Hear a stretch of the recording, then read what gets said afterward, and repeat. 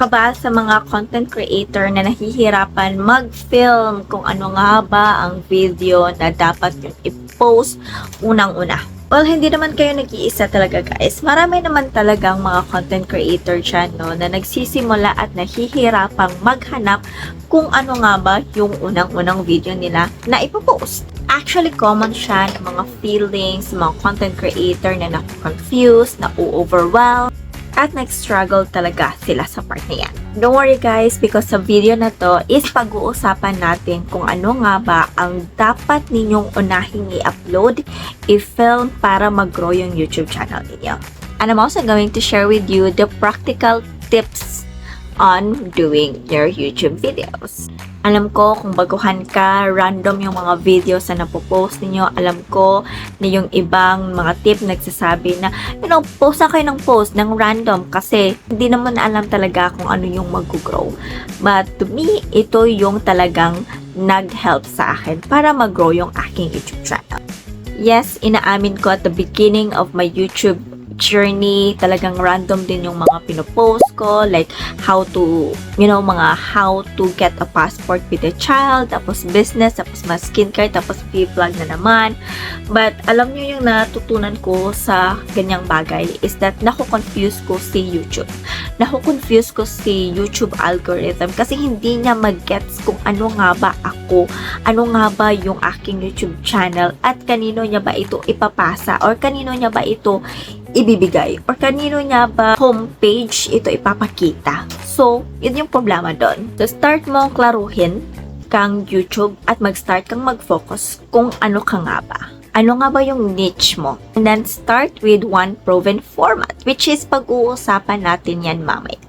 So, merong iba't ibang way si YouTube para makita ang inyong video sa mga viewers. And one is yung being recommended, but for you to be recommended, guys, you need to have an enough data or an enough viewers.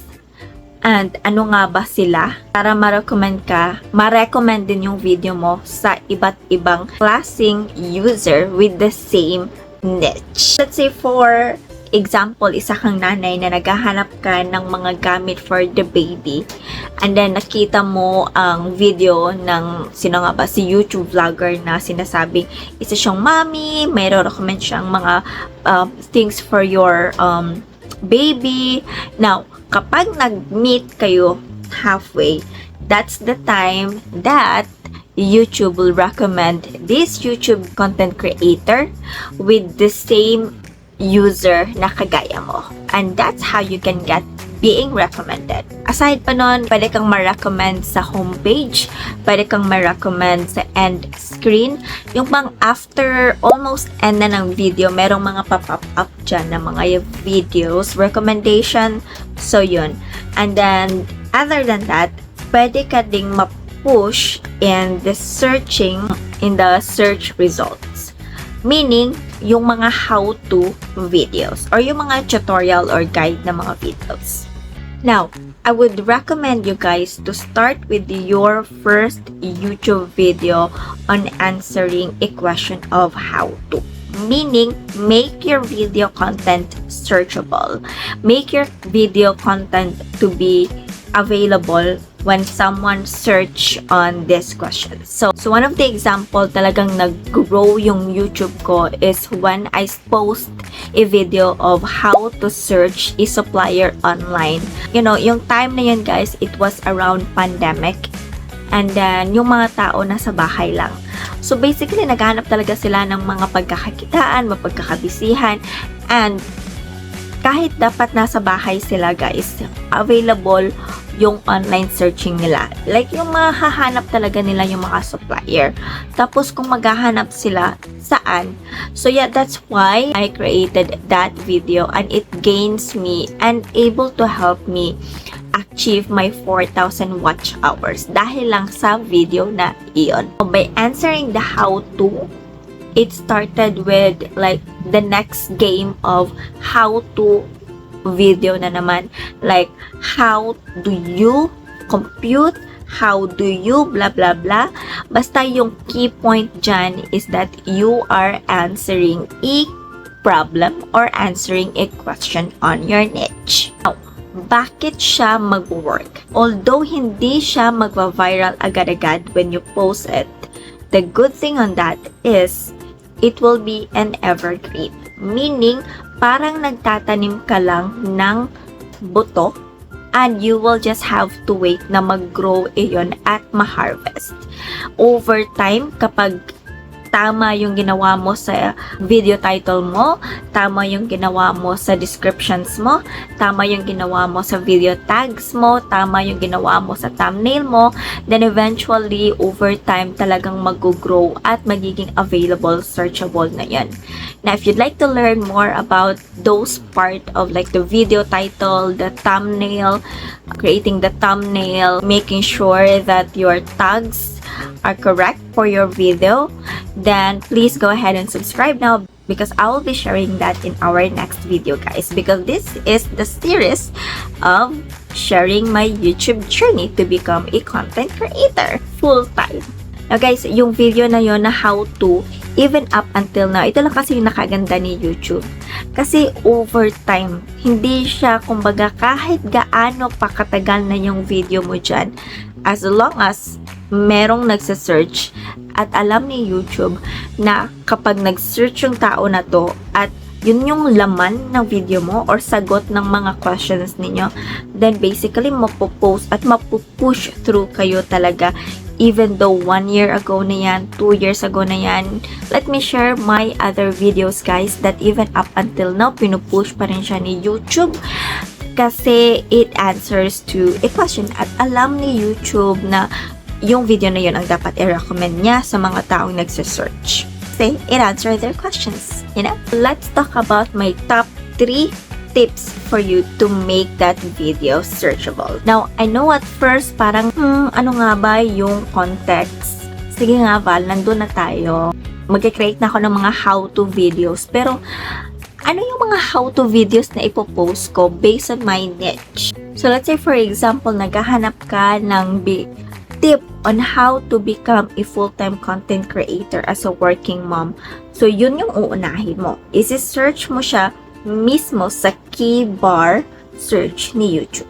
So, based on the search ko guys dito na how to become a content creator in YouTube, meron siyang mga recommended na search keywords or results down there. So, meron tayong how to become a content creator in YouTube. Meron ding how to become a content creator on YouTube for beginners. Meron din siyang how to become a gaming content creator in YouTube. Meron ding how to become content creator on YouTube and earn money. So, it's actually up to you kung relevant ba dito ang inyong sini-search or content na gusto nyo start. Then, from there, you can have an idea na kung ano nga ba yung video na ipopost ninyo. So, let's say I would say how to become a content creator on YouTube for beginners. So, yun na yun. Doon ako magsisimula by having the right title for my YouTube, which is by the way I'm doing right now. Now, next is to optimize your video title. Paano nga ba i-optimize ito, Val? Then, we'll have to use a video tool, which is si TubeBuddy at saka si VidLQ ba ang tawag doon? Correct me if I'm wrong if I mistakenly pronounce that tool, guys. But yeah, you're gonna be using those two to optimize your title. Don't focus only in your title na na-search mo. Try to come up with how you can make it better. Si TubeBuddy, it was very helpful for me because it helps me to be more specific and helps me to rank the title.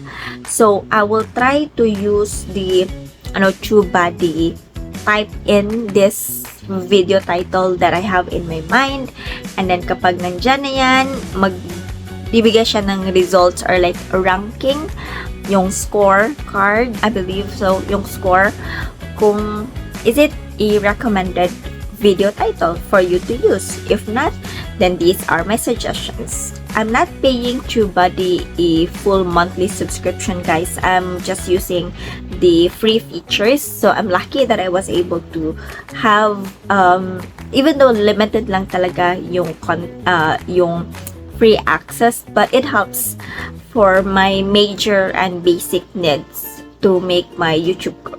Now, tip number 3 is to get inspiration. Now, sometimes I will watch those top results of videos or yung mga talagang mataas yung view count ng mga video under sa ganong niche. So, let's say I would say, how to be a content creator in 2025. So, kung sino yung pinakamataas, sino yung pinaka-recent, isi-search ko, i-review ko, at titingnan ko word by word, hint by hint, editing type, style, paano niya ba ito nagawa, kung ano nga ba yung main style niya, bakit mataas yung view niya compared sa iba, ano yung what works on this video. So, i-write down ko, kukuha ko ng idea, kukuha ko ng inspiration. Guys, do not copy what's in that content video. Add a unique way for you to know in that industry. Don't copy and paste, kasi sometimes yun talaga yung mga ginagawa ng iba, no? Nga, like, maganda yung video niya, sige, kakopy ko. Ay, maganda yung ano niya, sige, kakopy ko. And what they're doing is that kinakopy nila yung script by script, which is not a good idea because wala ka ng originality, wala ka ng nalagay na parang personal touch sa video mo. So, I suggest, kuha ka lang naman ng inspiration, guys. Kuha ka lang naman ng key points. And then, work around. Bahuin mo. Lagyan mo ng personal touch. Lagyan mo ng yung talagang ikaw. Kasi yan yung mafe-feel ng mga audience mo kung how true you are, how genuine you are with your content. Stay in your niche, guys. So, if you are someone who is a mom who is trying to be a content creator in 2025, just like me, stay ka lang dyan. If you are like a small business owner promoting your videos or promoting your products, then stay ka lang din dyan sa niche na yan, guys. If you are in the budget body na content, focus ka din doon. Huwag mo nang haluan ng kung ano-ano up until alam ni YouTube kung ano nga ba yung channel mo, ano nga ba nga yung mga content na ginagawa mo para ma-push ko naman sa mga tamang tao na talagang naghahanap. Create a library or a playlist. So, let's say meron ka talaga sa isipan mo na meron kang topic na gustong i-post, tapos sa susunod naman meron mga pangalawang topic na ipopost. No, wag mong gawin like every other video na ibang topic, tapos sa susunod na topic, iba. Ang gawin mo is focus ka lang muna in one topic, create a number of playlists. So, let's say yung goal mo, gagawa ka man ng mga 10 video under to that topic before mag-create na naman ng another topic. So, once makompleto mo na yun, if you're all good, if you're happy, then move to the next video content na gagawin mo or next mong video na context na gusto mong gawin din. Kasi, let's say, sige, hindi naman nag-work yung isang topic na yan. So, why not let me try to move to the second topic? Maybe this topic will work, you know? But at least, you are focused first with your content. Focus ka muna na hindi ka muna mag-jump kasi nakakahilo. Hindi alam ni YouTube anong klaseng content creator ba ako. So, yun yung gawin mo, guys. Focus ka lang doon. So, I guess that's it, everyone. Thank you so much for watching. If you want to get to know more on becoming a full-time content creator, even if you're a working mom, be part of our journey. Subscribe now, hit the notification bell, and of course, share this to your friends and family who might also gonna need this type of content. I will see you on our next video. Do not forget to like, to support my channel, and for me to create more of this type of content. I will see you on the next one, and bye for now.